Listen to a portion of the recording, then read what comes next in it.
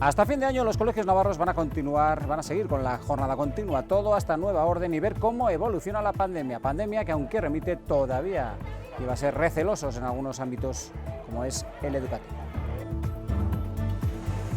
¿Qué tal? ¿Cómo están? Muy buenas tardes. Educación no quiere sorpresas, pide tranquilidad a las familias en esta norma que es la única tras el fin de las restricciones que se mantiene. Empiezan ahora hasta el mes de diciembre la jornada continua con actividades extraescolares.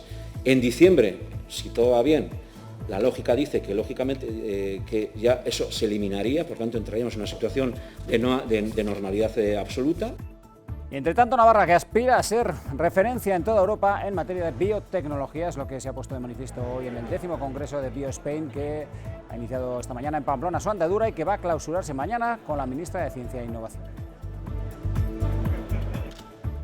Aspiramos a ser referentes en Europa, por lo que es una prioridad atraer nuevas empresas e inversiones a nuestra comunidad. En Navarra la salud es una apuesta estratégica. Si hay un valor que se asocia a Navarra es una buena asistencia sanitaria. Y a este tipo de imágenes la verdad es que estamos bastante poco acostumbrados. La Guardia Civil ha destruido en lo que va de año aquí en nuestra comunidad más de medio millar de armas de fuego, son decomisadas o ya en desuso, y recuerda el Instituto Armado que solo se pueden portar de manera legal, sin antecedentes y con todos los papeles en regla.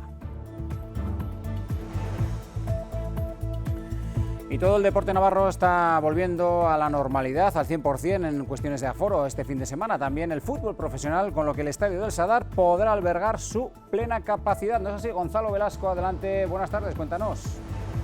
573 días después de aquel 8 de marzo de 2020 frente al Español, el Sadar podrá albergar de nuevo el 100% de su capacidad, más de 23.500 espectadores. La incertidumbre ahora es saber cuántos acudirán un sábado a las 2 de la tarde.